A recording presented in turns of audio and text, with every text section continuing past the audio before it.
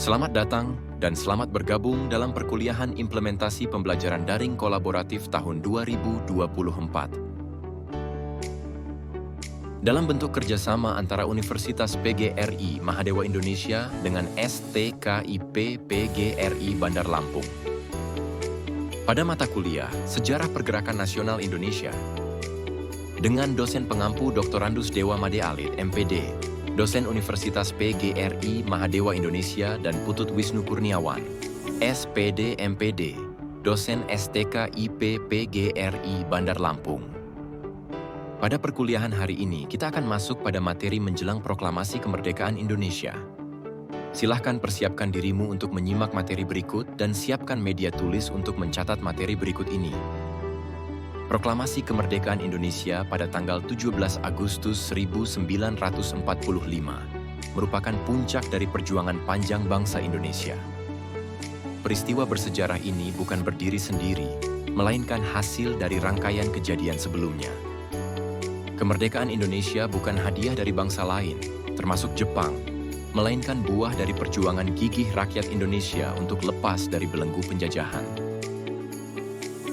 Sebelum tercapainya kemerdekaan, Jepang sempat memberikan janji kemerdekaan untuk Indonesia, dengan salah satunya adalah membentuk BPUPKI, atau Badan Penyelidik Usaha-Usaha Persiapan Kemerdekaan, yang mana salah satu tujuannya dibentuk untuk menyelidiki dan menyusun segala persiapan-persiapan kemerdekaan Indonesia. Salah satu produk dari BPUPKI sendiri adalah menghasilkan The Jakarta Charter atau Piagam Jakarta yang dijadikan sebagai preambul pada Undang-Undang Dasar 1945. Piagam Jakarta sendiri dirumuskan oleh Panitia 9 yang diketuai oleh Insinyur Soekarno. Setelah membentuk BPUPKI, kemudian terbentuklah PPKI yang dibentuk pada tanggal 7 Agustus 1945 untuk mempersiapkan kemerdekaan Indonesia. Ketua PPKI adalah Insinyur Soekarno dan Muhammad Hatta ditunjuk sebagai Wakil Ketua. PPKI atau Panitia Persiapan Kemerdekaan Indonesia dilantik secara simbolis pada 9 Agustus 1945. Adapun tugas utamanya yaitu meresmikan Undang-Undang Dasar 1945 dan mempersiapkan pemindahan kekuasaan dari Jepang ke Indonesia. Para anggota PPKI diperbolehkan untuk melaksanakan kegiatannya menurut pendapat dan kesanggupan bangsa Indonesia sendiri.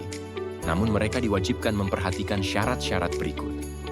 Syarat pertama adalah menyelesaikan perang yang sedang dihadapi bangsa Indonesia dengan mengerahkan tenaga bersama Jepang untuk mencapai kemenangan dalam Perang Asia Timur Raya. Dan syarat kedua, Indonesia harus menjadi anggota lingkungan kesemakmuran bersama di Asia Timur Raya, dengan cita-cita yang disesuaikan dengan semangat Hakoichiu Jepang. Selanjutnya, perubahan fungsi dari PPKI. Pada awal pembentukan PPKI dimaksudkan sebagai badan yang mempersiapkan penyerahan kekuasaan dari Jepang. Perubahan pasca kekalahan Jepang pada 14 Agustus 1945, PPKI dijadikan badan nasional dengan penambahan anggota. Dan PPKI juga berubah menjadi Badan Perwakilan Seluruh Rakyat Indonesia dan wadah perjuangan untuk mewujudkan kemerdekaan. Perbedaan pendapat menjelang proklamasi juga sempat terjadi antara kelompok pemuda yang bersikeras, menolak kemerdekaan berbau Jepang dan PPKI, dan mendesak proklamasi segera tanpa menunggu janji Jepang. Sedangkan dari tokoh BPUPKI dan PPKI, berpendapat bahwa sumber kemerdekaan tidak penting, fokus pada menghadapi sekutu dan mengembalikan kekuasaan Belanda. Sedangkan menurut Soekarno dan Hatta ingin membicarakan pelaksanaan proklamasi dalam rapat PPKI pada 16 Agustus 1945 sesuai ketentuan pemerintah Jepang. Sultan Syahrir memiliki peran yaitu 1. Menjadi Perdana Menteri pertama RI, menegakkan politik luar negeri yang bebas dan aktif. 2. Mendesak Soekarno dan Hatta untuk segera memproklamasikan kemerdekaan Indonesia. 3. Berperan dalam menjembatani perbedaan pendapat antara golongan muda dan tua menjelang proklamasi. Berikut ini perbedaan pandangan antara golongan muda dengan golongan tua. Mulai dari aspek waktu, golongan muda ingin proklamasi segera dilakukan, sedangkan golongan tua ingin setelah sidang PPKI.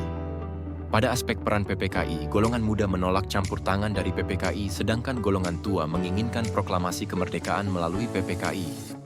Dan terakhir pada aspek sumber kemerdekaan, golongan muda berpandangan bahwa sumber kemerdekaan diraih atas kekuatan bangsa sendiri, sedangkan golongan tua tidak mempermasalahkan. Sekian materi perkuliahan pada hari ini yang ditutup dengan sebuah pantun. Belajar sejarah semangat membara. Proklamasi bukti kita merdeka. Jadilah pemuda penerus bangsa. Bangun negeri cita-cita kita. Terima kasih dan sampai jumpa pada video pembelajaran selanjutnya.